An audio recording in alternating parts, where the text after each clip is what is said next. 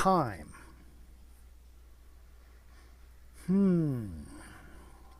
Where to go from this? In a sense, this might be a consideration looking forward to the Capricorn dance just around the corner, ruled by Saturn, Kronos, Father Time.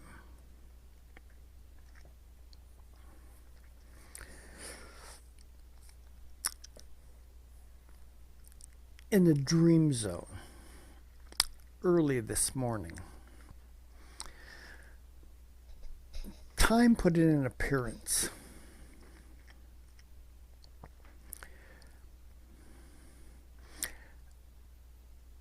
A small snippet of an article that came across my path yesterday, or maybe it was the day before. You know how time is. It talked about the discovery in San Diego, California, of a mammoth skeleton, 130,000 years old, that showed signs of human harvesting. Scraped, scratched, dented, broken bones created by man, human. I want you to feel into that. You know, there's been the quite obvious recognition that the so-called Native Americans, I don't think that is an appropriate term, because when they lived here, America was not a term used to describe this piece of the planet that we're on, but had been here for at least 18,000 years. Now, the discovery of this 130,000 year old mammoth skeleton indicates that humans have been here on this piece of land a lot. I mean, a lot longer than, the simple thing, 18,000 years. And, as I was contemplating Kronos, Father Time, Saturn, this morning in my dreamscape, I was brought to an awareness that in just the past couple hundred years,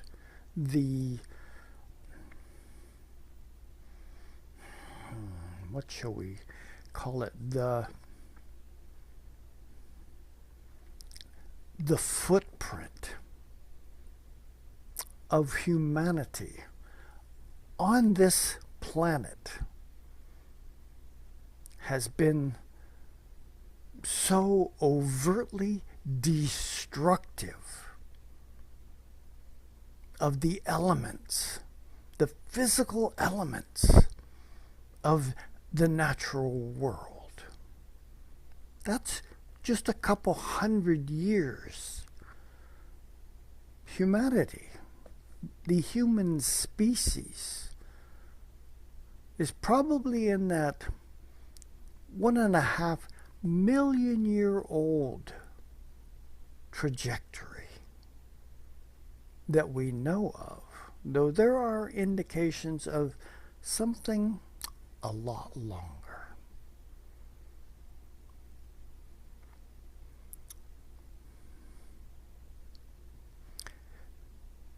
Now, this version of the time consideration is the horizontal plane. One moment appearing out of a previous moment and heading toward a future moment along a horizontal trajectory. This is the experience of time that is so Saturnian, so Chronos organized in a plotting trajectory that moves from one step to the next step in the long path that we have been sold as the way things have to move along, of course, this plain, horizontal path that is so human.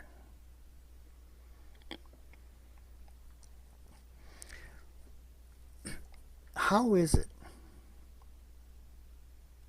that such a lengthy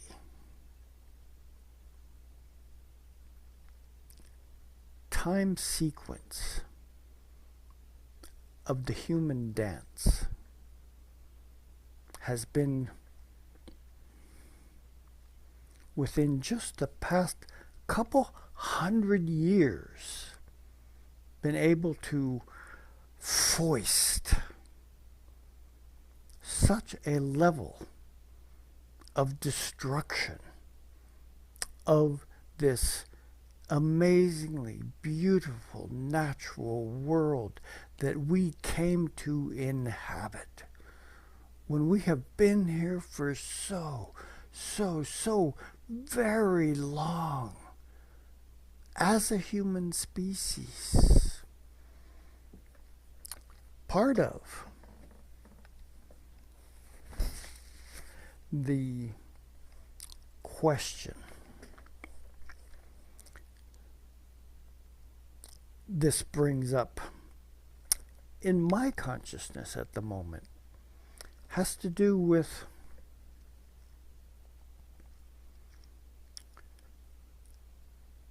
the vertical signature. Not the horizontal, but the vertical line of creation that is spiritual, awakened awareness that provides inklings of a life dance moving from one incarnation to the next over millennia.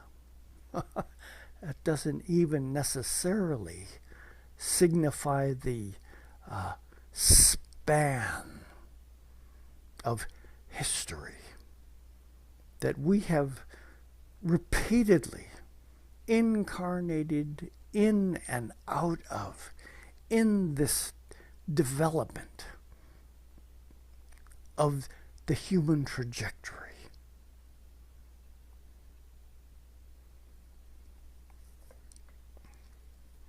It kind of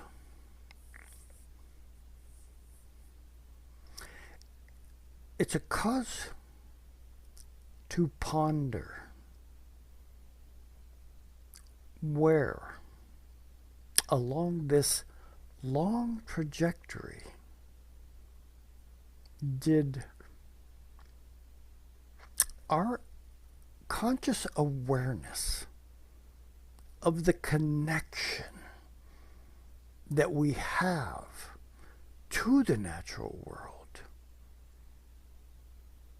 become so frigging shallow that all it became observed of as was something to take advantage of, not as a recognition that it is entwined into the very fabric of what it is that we are. We're made up of all the elements, all these physical elements of this magical place where we live. Where did we reach that shallow level where we determined that our existence was more important as something separate from this planetary being that we inhabit, to the point that in just the past couple 100 years, we are creating a terminal trajectory on the existence of most of humanity. Saturn, Chronos, Father Time.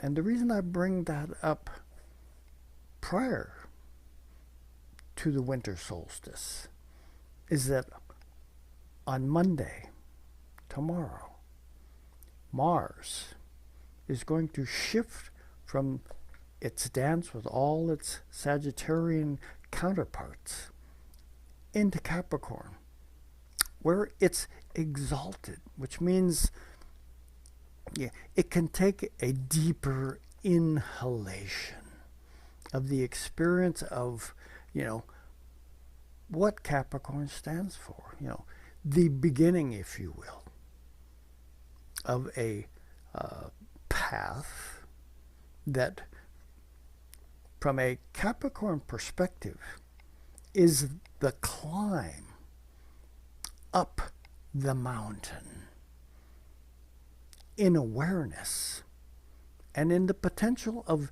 visionary inclusion of more and more the further or the higher that the climb transpires to be inclusive of. Mars, that driving energy wants to do something, to initiate something. In the sign of Capricorn, Capricorn has connections to leadership. Mars also has connection to war, strife, a grating kind of potential discomfort that new things, often when they show up, are not accepted readily.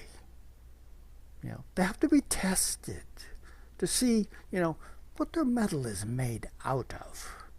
To see if we want to invite them to participate with us more readily in this dance of life.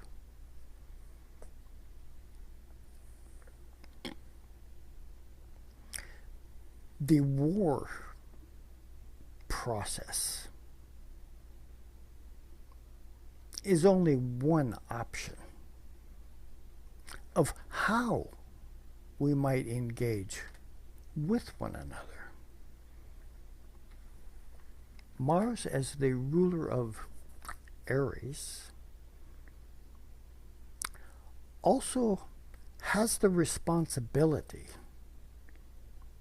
for protection of a version of self that is, in one sense, in the birthing process, doesn't really necessarily know itself entirely. Thus, the requirement for some level of encompassed protection is something that Mars can stand up to the onslaughts of what is trying to get our attention at any moment, saying we need to do this, or you need to be that, or if you want to succeed, then this is the path you need to follow. And these are all options that being born anew says pay attention to. And Mars's function, is to, dynamically in some fashion be that initiatory kind of energy to take those chances. At the same time, though, often overlooked is that Mars' capacity to establish some protective container within which this newness might be I'm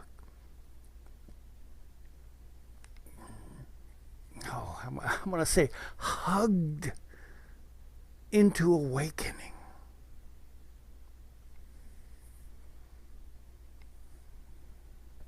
Can you sense that protective Mars might be able to, now that it's going into Cancer, be able to engage the societal collective Capricorn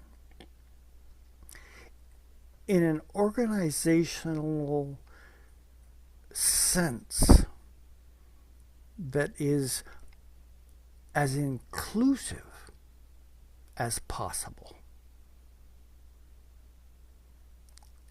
And from the Saturn Father Time Chronos enhancement of utilizing that Mars experience, have us ask deep and penetrating questions of each other about why is it that we have come together at this time. Is it about the conquering of all those others who are not like us? I don't think so. I don't really, think that that is the only reason why we are drawn together to consider rulership, organized structures of what it is and why it is that we have come at this particular time to engage with each other.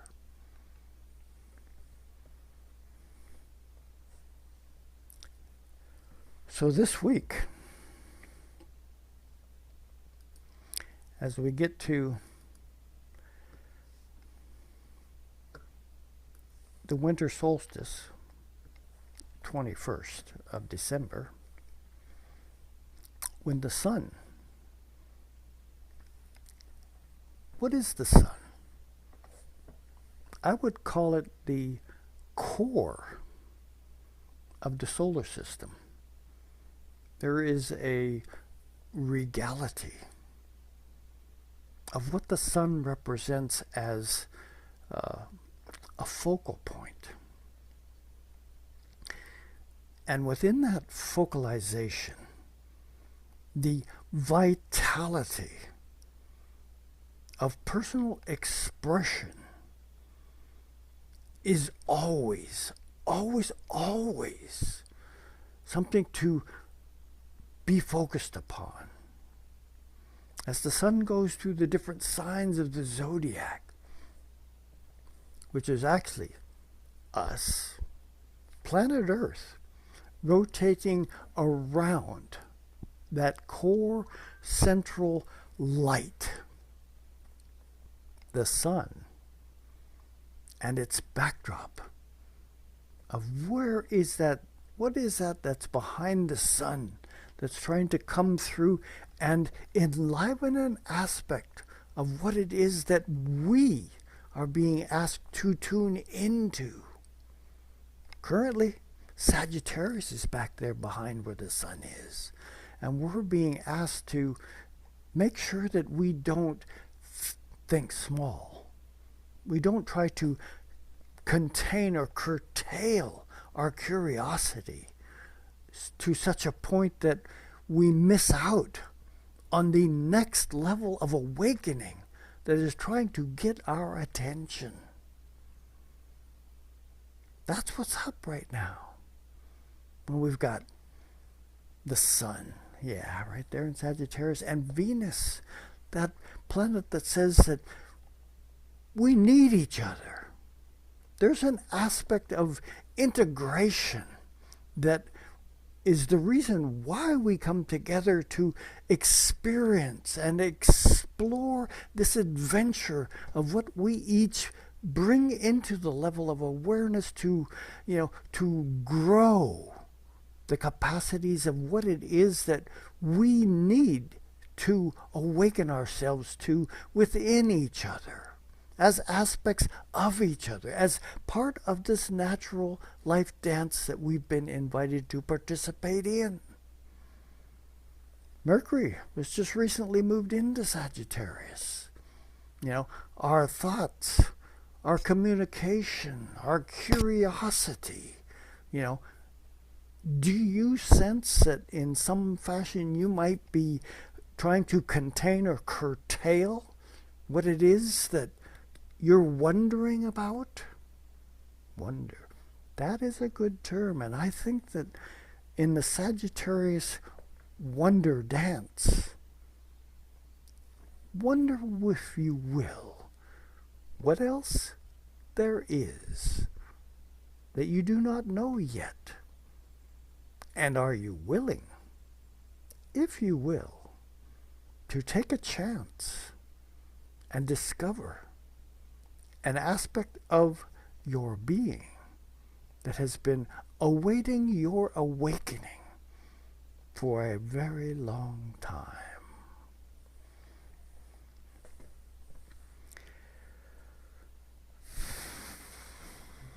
Astrology.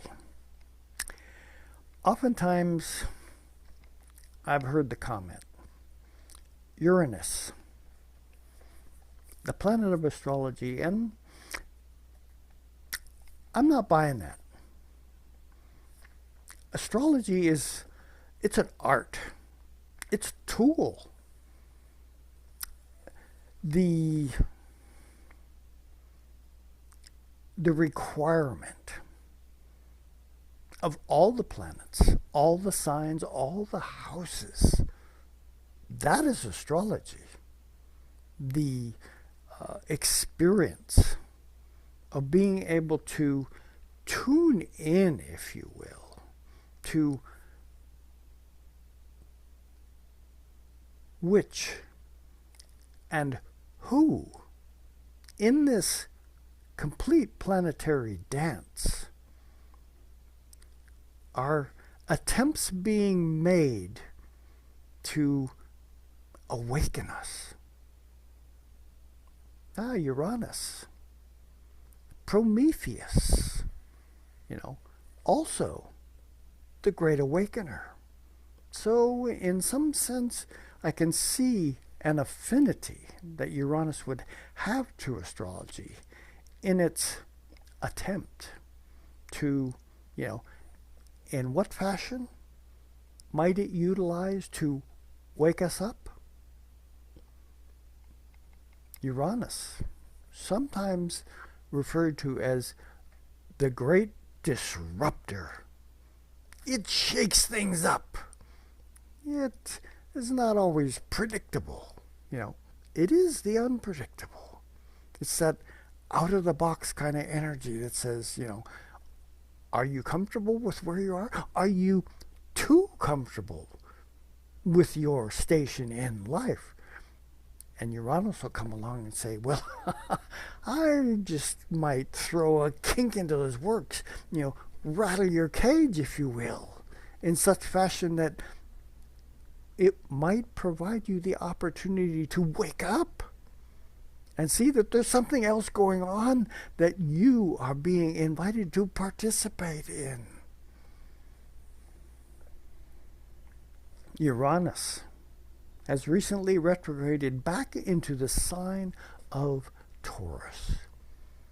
Taurus has a connection, first of the earth signs, to Mother Earth, to the resources of this planet, not as something separate from us, but as an inclusive awareness of the package of life that each of us is a part of. Uranus's retrograde back into Taurus says that it's recent, it takes 84 years for Uranus to make a circuit of the zodiac. And it wasn't quite finished with, this dance into the natural environment that we are all a part of, that we may have overlooked something. It's going back into Taurus until sometime next year, is to remind us, have we overlooked aspects of this resource natural environment that we are a part of, that we forgot to invite into our experience with Mother Earth, in bringing something vital to life, here and now, always. I bring up Uranus because Uranus is in this sextile energy with Neptune, which is in a sextile energy with Pluto. Even though it may not show here, it's still the case, because Neptune and Saturn, they're in the process of moving forward again. They're going to go into Aries, and they will once again move into that sextile with Pluto, which means these three outermost planets are in a dance, a long cyclic dance, to make sure that we utilize their energies in an effective enough way that is well beyond the signatures of the personal, cloistered kind of awareness that we're often trapped within, not recognizing the larger picture of what it is we came to accomplish with each other in this planetary dance. It would be silly or futile not to include the personal planets, which are Mars, Venus, Mercury, and of course the moon, which goes around our Earth every month or month. And as we move through this week, the moon is going to be moving up into its next new moon.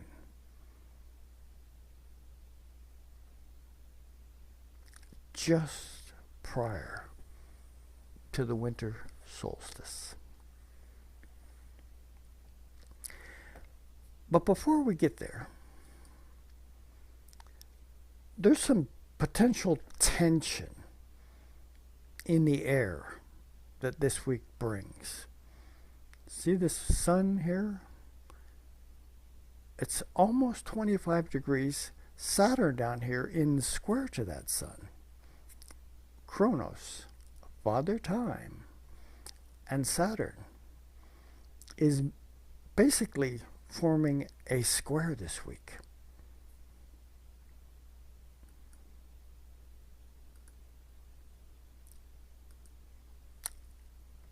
With Saturn.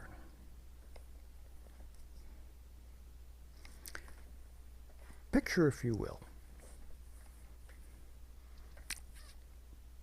a regal solar presence in the sign of Sagittarius that wants to, rule in such a fashion that it includes or is inclusive of as vast a variety of cultural differences as possible, requiring input from as far and wide a realm as is conceivable. Coming into a square with Saturn, Father Time Chronos, Saturn oftentimes will try to put a container, barrier, walls, structure, if you will, around something in order to focalize. I think that's more the key of how this can work, as opposed to being a restriction of what's outside that container, but more to bring a containment of energetic focus on something that is seeking a structural format to build upon. This Saturn is in Pisces. What kind of a structure might you expect by or in the realm of Pisces? In a sense, if you're grasping at the material process to find your building implements for the type of structure that is going to be created in Pisces, I think you will find that there's a water quality at work that will allow the physical, so-called physical implements of your creation to be slipping through your fingers as you're trying to, find the appropriate building implements. So there's a requirement to recognize that perhaps that Sagittarian square Saturn that's happening this week is, from the Sagittarian solar perspective, there's a reaching out. What else is there? From the Saturn Piscean perspective is, do I have the capacity to sense that something else that likely is not easily contained within the physical structural confinement of what it is that, this being in the material realm seems to be all about, is actually in the mix.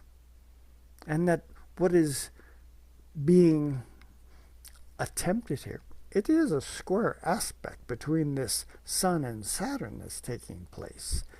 And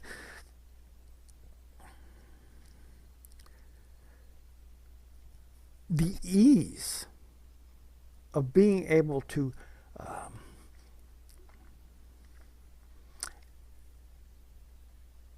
engage in building something that is not on that horizontal line. Potentially, it's on the vertical line. It's not in the time frame. Now, Saturn's not going to be comfortable. It's in the timeless. And yet, if we consider that Saturn is the ruler of Capricorn, Mars has just entered. What do you think the effects of being able to invite a timeless spiritual perspective into the realm of governance that recognizes, I'm going to go back to that mastodon 130,000 years ago on this very planet, in this very continent that now we inhabit as what we call America. Human beings already wandered this place.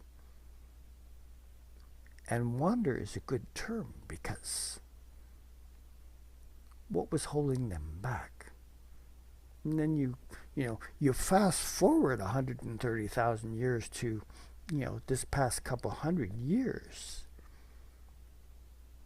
Do you feel more constrained in some sense for what it is that you can do? How much interaction capacity do you recognize? Do you still recognize with this global experience that we are all a part of, that can be brought into effectively right now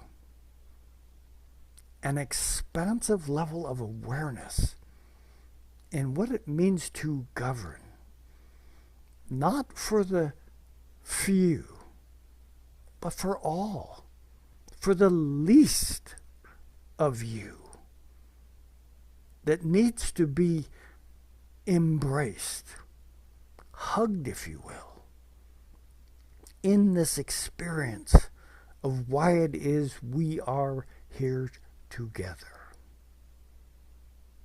Now that's a new level of governance.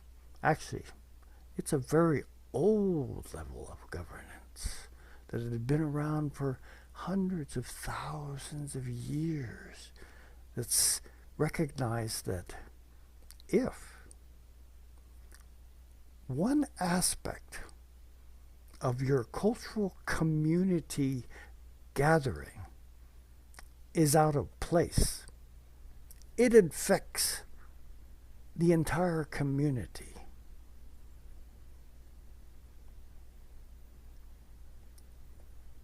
Can you perceive that level of community at work right now?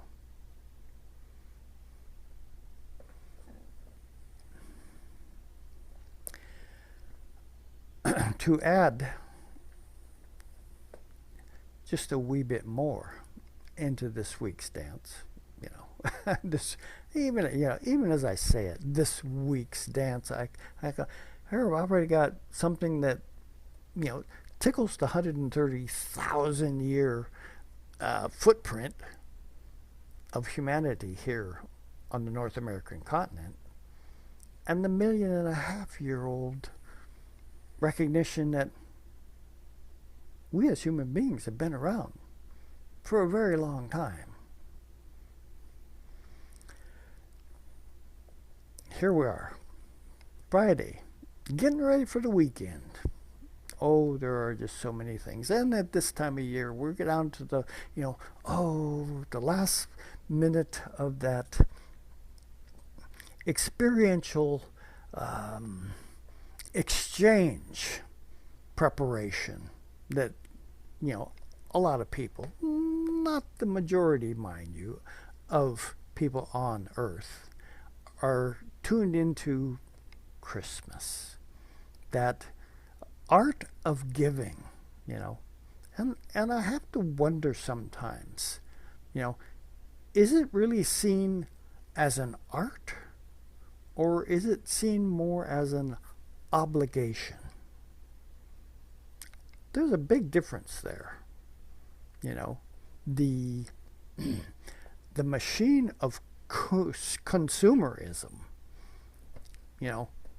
they've turned it into an art. It's the art of the sale. You need this, they need that.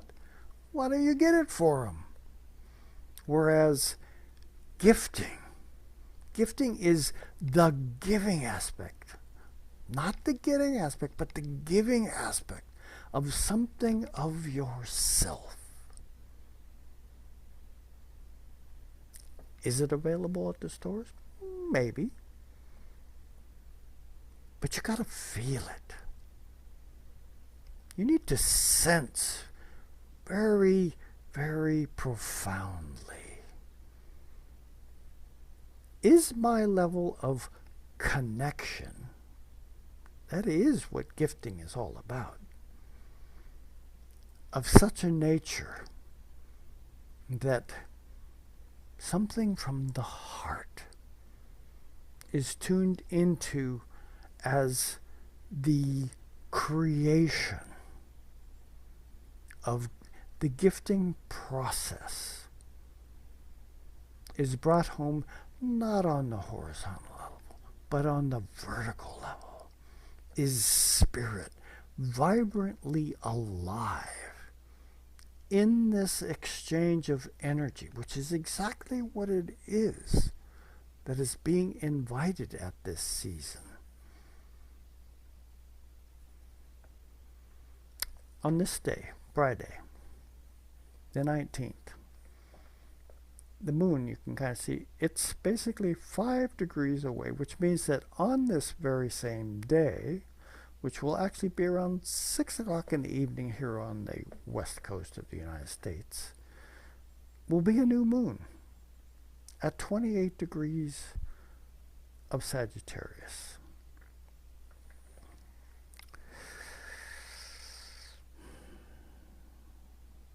There is a celestial point. It's called the galactic center, which every galaxy has a center point. And in essence, you might say this is the sun of suns. So while a sun might represent the king, perhaps the celestial center, the galactic center of a galaxy, could energetically represent, a god. It is currently around 27 degrees of Sagittarius. So this particular new moon is going to be, right there at the galactic center. The question you have to ask yourself, as with any new moon, maybe more particularly with this one, is, am I awake enough? Am I tuned in enough expansiveness of awareness to not contain or constrain the simple version of kingship when godship is on the table? To set something in motion for this next lunar cycle that is much more aligned with the vertical axis rather than the horizontal.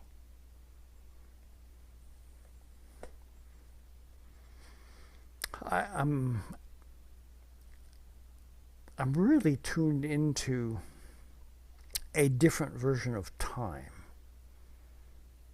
as we shift from shortening days to lengthening days. It's a process here in the northern hemisphere.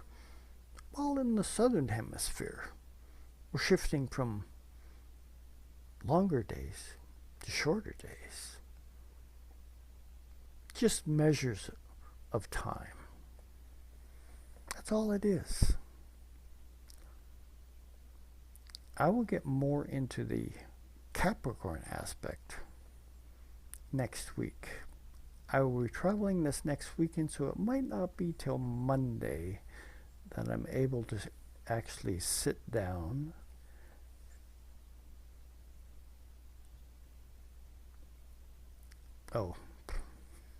silly me.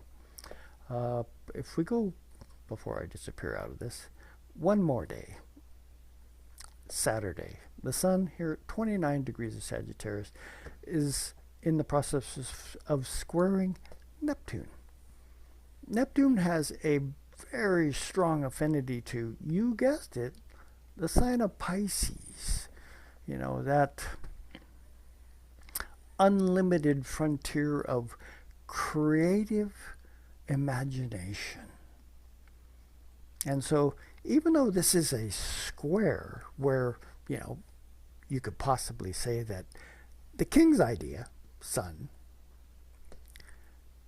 might not be effective if the king doesn't take into consideration, here's that square challenge, that the potential for unlimited creative imagination, Pisces and Neptune, is an invitation to a far broader, and this is Sagittarius, just letting go here, right before the solstice, of a spark of insight potential that is Sagittarius, being inspired by the Neptunian creative aspects with no limits, to be inspirational. Tune into that God part of you. We all have it. We may not have been told that often enough. It's there. I'm inviting you to be aware of it.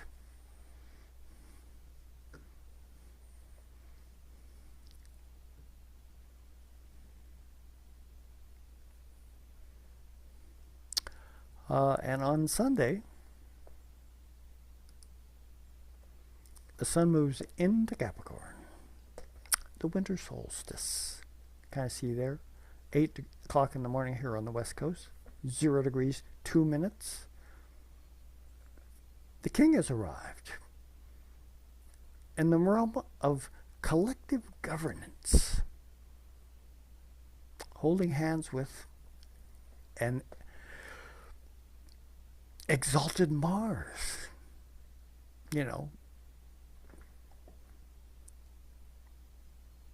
is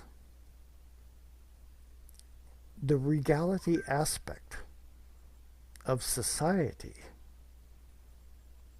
in an appropriate mindset, heart set, to require a new kind of governance, a more inclusive of everyone societal dictate that will,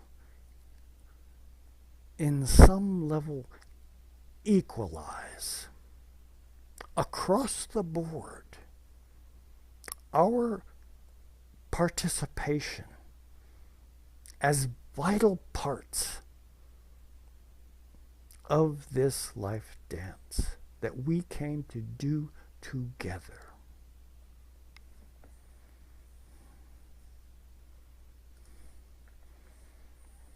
So Kronos, Father Time, it put in an appearance today to remind us of the dance that we're in, but maybe more specifically of an aspect of the steps we might want to refine more particularly as we go forward as participants in the life dance, with Saturn being an enhancement rather than a restriction of what it is that we came to do meaningfully. Yeah, Saturn may seem like it's blocking some things out, but why? Perhaps, the distractions of some of the things might get in the way of what it is from the Capricorn version of awareness. We came to engage one another in and within this process of internal governance, recognizing that each of us has that connection to Source. And no one is less significant than another. I know, I feel like I may have gone just a wee bit long this time, but the energies of the cosmos, sometimes they settle in ways and places that I just have to let loose. Containment? No. We're in Sagittarian zone still. Containment is not on the table. Something new, always, always, always is ready to awaken. Can I be different tomorrow than I am today? I hope so. Can you? I expect so. We need to do this with the enhanced recognition of the part we each play as we gather together, of the bigger picture that we are developing. That's all I got for this week, so I will see you all later.